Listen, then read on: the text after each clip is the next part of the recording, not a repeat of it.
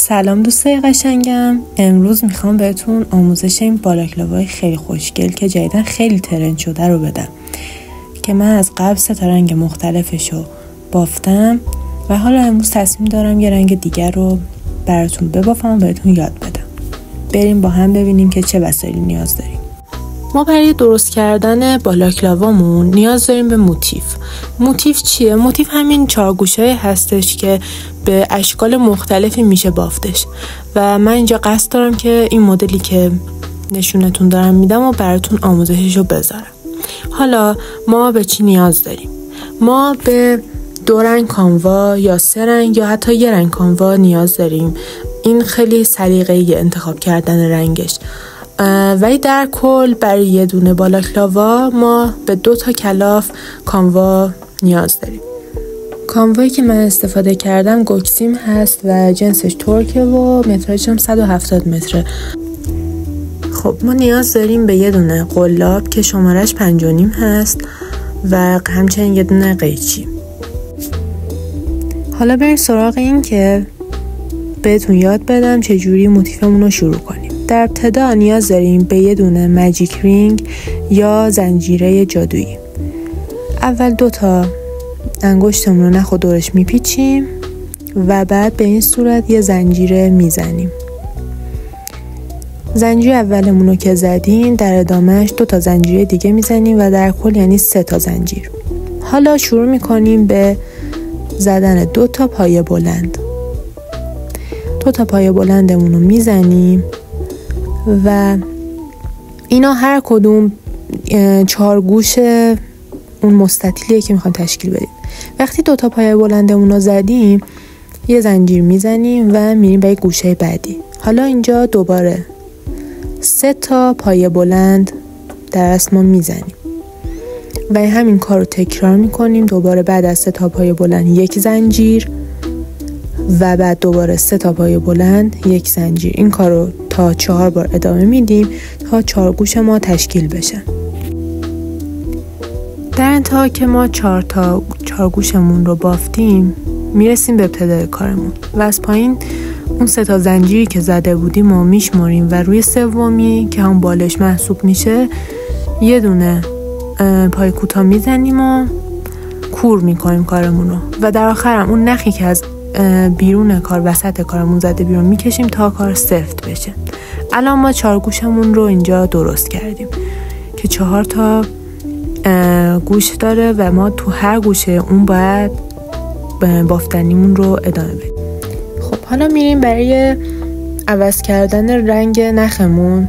حالا باز همینطور که گفتم سلیقه‌ای. اگه شما بخواید 1 رنگ هم استفاده کنید باز باید همین کار بکنید. قیچی بکنید و همین روند رو ادامه بدید. این قسمتی که دارم نشون میدم 1 گوش قبل تر از اون گوشه که ما کارمون رو تمام کردیم باید کارمون رو به رچه بعدی استارت بزنیم. حالا اینجا ما یه دونه زنجیر میزنیم، دوباره همون کار رو تکرار میکنیم.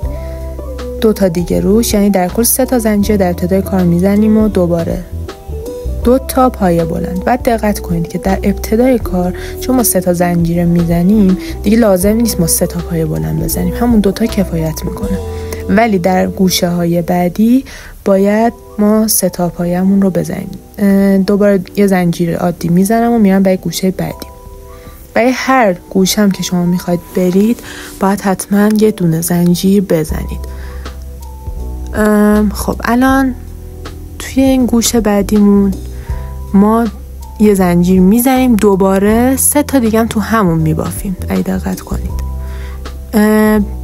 یعنی اینطوری بخوام بهتون بگم که 4 گوشه رو باید به این صورت انجام بدیم. ولی خب در رچه بعدی میبینید که فقط این مختص به 4 گوش ها هستش و الان چون ما فقط 4 گوش داریم این کار میکنیم. یعنی در هر 4 گوشمون 3 پایه بلند، یه زنجیر، دوباره 3 پایه بلند، یعنی در کل 6 پایه بلند توی 4 گوش ها میزنیم. همین کار رو ادامه میدیم تا این رچه‌مونم تموم بشه و برای رچه بعدیمون هم دوباره من از همین رنگ استفاده میکنم و این کار رو ادامه میدم. یعنی هر 2 رنگم رو عوض میکنم.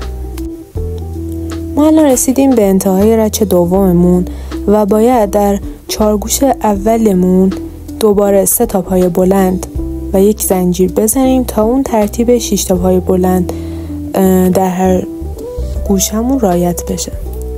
حالا اینجا دوباره میشماریم و سومین رو پیدا میکنیم و نخمون رو کور میکنیم و نوبت میرسه به رچ سوم. باز من رچ سوممو میخوام از همین رنگ استفاده بکنم و گفتم کلا سلیقه‌ایه، میتونید رنگتون رو تغییر بدید. دوباره طبق همون روشی که بود زنجیرمو میزنم و از گوشه قبلی استارت کارمو میزنم و شروع میکنم به بافت رچ سوم.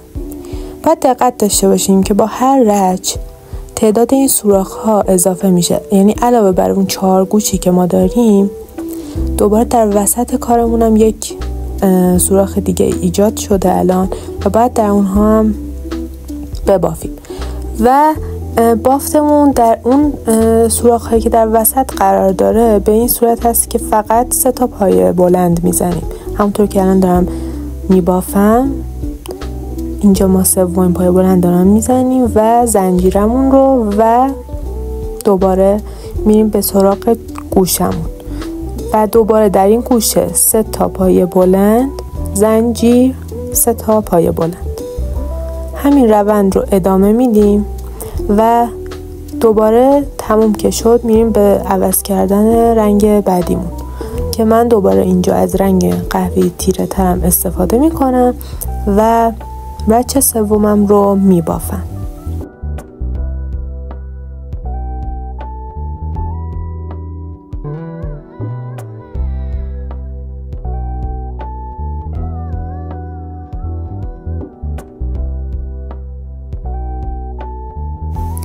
موتیف ما آماده است و ما در کل 6 رچ میبافیم. حالا الان میخوام بهتون بگم که چجوری باید این موتیفمون رو که بافتیم تمیزش کنیم. میتونیم با استفاده از یه سوزن نخ‌ها رو دونه دونه از بافتمون رد کنیم و به هم گره بزنیم و بعدش در آخر قیشیشون کنیم و اینم لوک نهایی کار که من تمیز کردم. اینم از 8 موتیفی که از قبل بافته بودم و حالا میخوام بریم سراغ وصل کردن این موتیف ها به هم دیگه.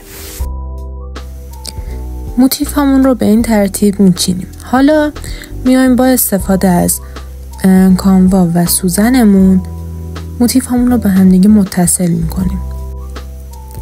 ترتیبی که ما باید این موتیف ها رو به هم متصل کنیم به این صورت هست که دارم نشون میدم. حالا دونه دونه ما باید اینا رو به هم متصل کنیم یا با استفاده از کانوا و سوزن یا قلاب و کانوا. باز اینم هر طور که راحت هستید. من خودم چون با سوزن و کانوا راحت ترم ترجیح دادم که به این صورت به هم متصلشون کنم.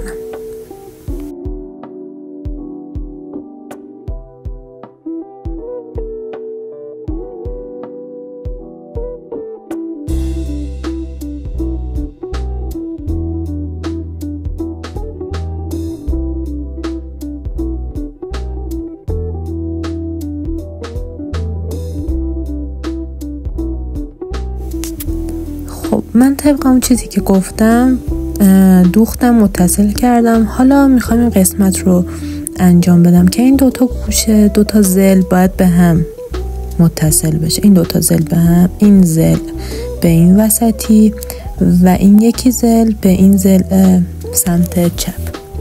به این صورت به هم متصل میکنیم و این حالت نیم دایره اتفاق میفته که جای سر هستش و سر در اون قرار میگیره. در این قسمت موتیف سمت چپمون رو باید به موتیف سمت راستمون متصل کنیم. این 2 زل رو به هم متصل میکنیم و کار ما تموم میشه. اینم از لوک نهایی بالاکلاوای خیلی قشنگمون که این روزا خیلی ترند شده و الانم که هوا خیلی سرده یه اکسسوری خیلی خوب و گرمیه و میتونیم ازش استفاده بکنیم. به نظر من که خیلی جذاب و یونیکه. نظر شما چیه؟ نظراتتون رو حتما توی کامنت بهم بگید و اگه از این ویدیو خوشتون اومد لایک و سابسکرایب یادتون نره. مرسی.